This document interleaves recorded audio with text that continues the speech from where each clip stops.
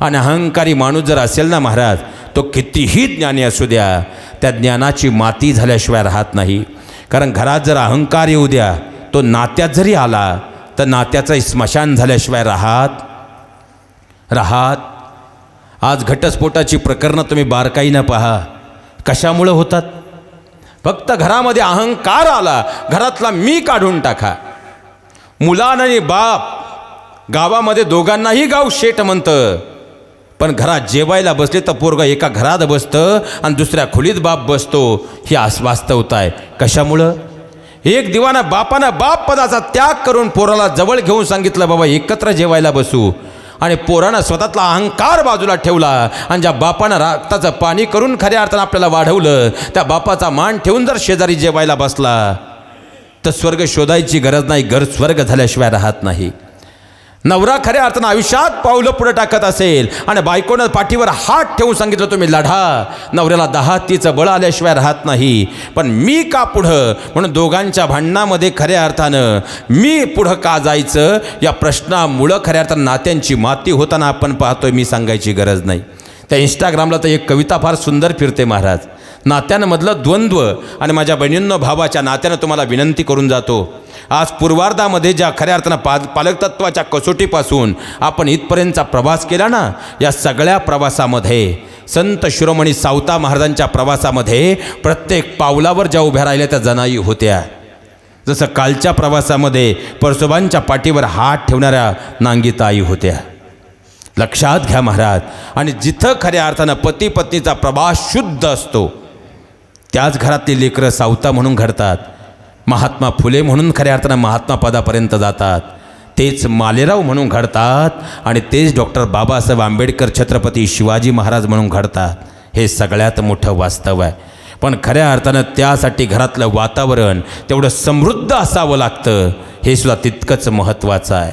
आणि त्या समृद्धपणाची कसोटी जिथून सुरू होते, घरात जर मंदिर करायचं असेल ना, 3 दिवस कथा ऐकली, चरित्र ऐकलं आणि इथून आम्ही निघून गेलो.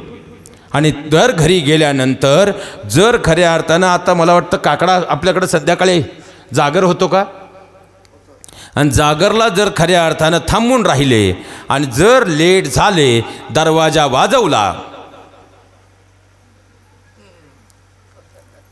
आणि दरवाजाच उघडला नाही, तुमच्या अंतकरणातला राग आणि त्यानंतर तुमच्या मुखातून येणारे शब्द हा तुमचा भाव. पुढचं मी काही बोलत कारण नवरा बायको आता 3 नाते आपल्याला पाहिजेत.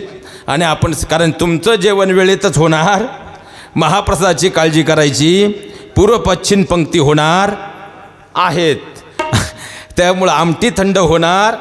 आणि आज लाडू आहेत मला वाटतं.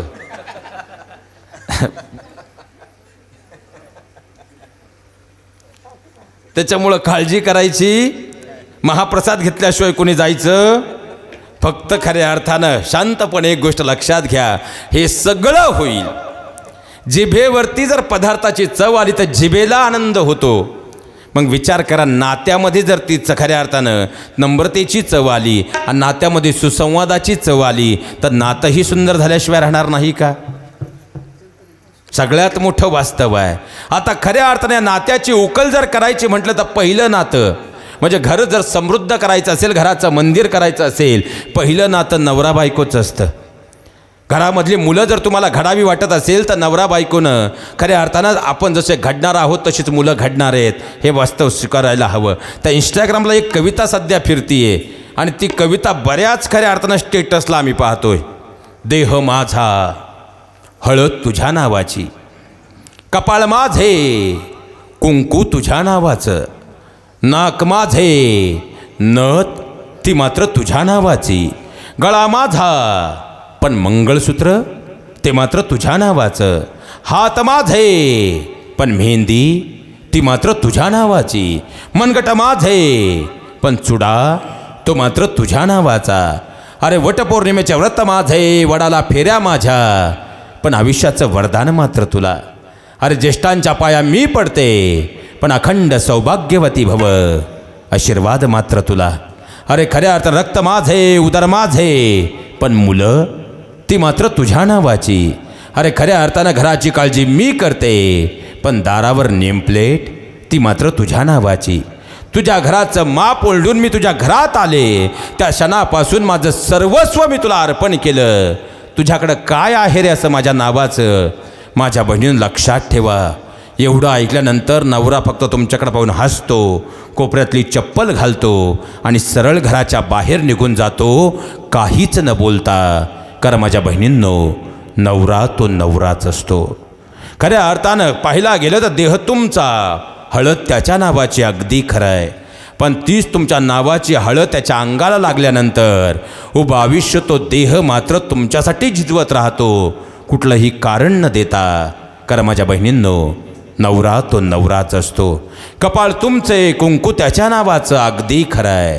गळा तुमचा, मंगळसूत्र त्याच्या नावाचं, अगदी खरं आहे. पण कष्ट त्याचे, खऱ्या अर्थानं ओव्हर टाईम त्याचा, पण महिन्याला येणाऱ्या पगारावर त्याच्या खिशावर अधिकार मात्र तुमचा. तरी तो काही बोलत नाही, बोलणार नाही. कारण माझ्या बहिणींनो, नवरा तो नवराच असतो. हात तुमचे, मेहंदी त्याच्या नावाची, अगदी खरं आहे. पण तीच तुमच्या नावाची मेहंदी त्याच्या हाताला लागल्यानंतर उभं आयुष्य तो आपले हात मात्र कष्टाच्या घामाच्यात खऱ्या अर्थानं मेहंदीनं आयुष्यभर रंगवत राहतो, कुठलंही कारण न देता. कारण माझ्या बहिणींनो, नवरा तो नवराच असतो. वटपौर्णिमेच्या व्रत तुमचे, वडाला फेऱ्या तुमच्या, आयुष्याचं वरदान मात्र त्याला, अगदी खरं आहे. पण तुमच्या खऱ्या अर्थानं त्याच्या घराचं तुम्ही माप ओलांडल्यानंतर आयुष्यभर वडासारखं तुमच्यावर मायेचं, सुरक्षेचं छत्र धरून उभा ठाकतो, कुठलंही कारण न देता. कारण माझ्या बहिणींनो, नवरा तो नवराच असतो. खऱ्या अर्थानं जर पाहिला गेलं तर घराची नेमप्लेट त्याच्या नावाची, अगदी खरं आहे. रक्त तुमचे, उदर तुमचे, अगदी खरं आहे. आणि खऱ्या अर्थानं पाहिला गेलं तर मुलं त्याच्या नावाची, हेही खरं आहे. पण त्याच मुलांच्या भविष्यासाठी आपलं तारुण्य जाळून आयुष्यभर त्या लेकरांसाठी विस्तवातून कोळशापर्यंतचा प्रवास करतो, कुठलंही कारण न देता. कारण माझ्या बहिणींनो, नवरा तो नवराच असतो. एकीकडं बायको म्हणून तुम्ही आणि दुसऱ्या बाजूला तुमची सासू म्हणजे त्याची आई, या दोघींमध्ये आयुष्यभर पिचला जातो. तरी दोन्ही नात्यांना न्याय देण्यासाठी, दोन्ही नात्यांचा समतोल साधत दोघींच्या चेहऱ्यावर आयुष्यभर हसू उमटवत जातो, कुठलंही कारण न देता. कारण माझ्या बहिणींनो, नवरा तो नवराच असतो. कारण नवरा बायको प्रपंचाच्या रथाची दोन चाकं आहेत. एक चाक जरी डगमगलं तरी प्रपंचाचा रथ चालू शकत नाही. आणि दोन्ही जर चाकं बरोबरीनं चालली, प्रपंचाचा रथ आनंदानं पुढे गेल्याशिवाय राहत नाही. कारण काल आलेलं विमान अजूनही उभं आहे, पण त्यात बसायची आमची तयारी नाही. तर प्रपंचातून परमार्थाची कास धरायची असेल, प्रपंचाच्या वेलीवरची पहिली पायरी नवरा बायकोचं नातं असतं. एक पाऊल एकमेकांसाठी जर मागं पुढं घेता आलं, आयुष्याचं सोनं झाल्याशिवाय राहणार नाही, हे वास्तवातलं प्रखर सत्य असतं. आणि दुसरं नातं मग खऱ्या अर्थानं त्याचबरोबर, ज्याप्रमाणे खऱ्या अर्थानं पत्नीनं पतीचा आत्मसन्मान राखावा, ही भावना प्रत्येक पुरुषाची आहे, त्याचप्रमाणे खऱ्या अर्थानं आपल्या पत्नीचाही आत्मसन्मान घरात जपावा, ही प्रत्येक पत्नीचीही पतीकडून अपेक्षा आहे. कारण खऱ्या अर्थानं आता 9 दिवस नवरात्राचे गेले, त्या 9 दिवसामध्ये अनेकांनी चप्पल न घालता देवी मातेचे उपवास केले. खऱ्या अर्थानं उपवास इतके कडक झाले की 4.5-5 किलो वजनही कमी केलं. पण देवी माता खरंच प्रसन्न झाली असेल का, याचा विचार मात्र आला नाही. कारण नवरात्र झालं आणि दुसऱ्या दिवशी बायको हाताखालून काढली. बायकोला अपशब्द वापरण्याचा विचार करावा. खऱ्या अर्थानं ती नवरात्र 9 दिवस खऱ्या अर्थानं देवीचा जागर आपण करतो, पण देवीची 9 रूपं शोधण्यासाठी खऱ्या अर्थानं जर बारकाईनं पाहिलं तर मंदिरात जाण्याची गरज नाही. खऱ्या अर्थानं ती 9 रूपं आपल्याही घरात आहेत, हे कत्तरी आपणही समजून घेणं गरजेचं आहे. कारण माहेरच्या संस्कारांचं वैभव घेऊन जी तुमच्या माझ्या घराचं माप ओलांडते, ती वैभव लक्ष्मी आल्या गेल्यांचा मानपान ठेवून घर नेहमी भरलं ठेवते, ती म्हणजे तुमच्या माझ्या घरातली ऐश्वर्य लक्ष्मी. ओठातून पोटापर्यंत जाण्याचं कसब जी खऱ्या अर्थानं अन्नपूर्णा होऊन जाणते, ती म्हणजे धन्य लक्ष्मी. वंशवाढीसाठी आपल्या बाळाला 9 महिने 9 दिवस पोटात ठेवते, ती म्हणजे संतान लक्ष्मी. पैसा पैसा कष्टानं साठवून त्याचा योग्य विनियोग करते, ती म्हणजे धनलक्ष्मी. आणि संकटामध्ये कोणतंही संकट येऊ द्या, पदर खोचून जी घरात उभी राहते ती म्हणजे वीरलक्ष्मी. खऱ्या अर्थानं वंशाच्या दिव्यासह पंथीलाही सांभाळते ती आदिलक्ष्मी. आपल्या लेकरांचं बोट धरून त्यांना विजयाच्या मार्गावर नेते ती विजयालक्ष्मी. सर्व आघाड्यांवरती आपला नवरा गेला तरी पाठीमागे आपल्या कुटुंबासाठी बलाचं दर्शन घडवते ती म्हणजे गजलक्ष्मी. आणि या 9 रूपांना एकत्रित घेऊन तुमच्या माझ्या घरात 24 तास तुमच्या माझ्यासाठी जी राबते ती म्हणजे आपल्या घरातली ग्रहलक्ष्मी. आणि ज्या दिवशी त्या ग्रहलक्ष्मीचा आदर आपल्याला करता येईल त्या दिवशी खऱ्या अर्थानं देवी माता शोधण्याची गरज नाही.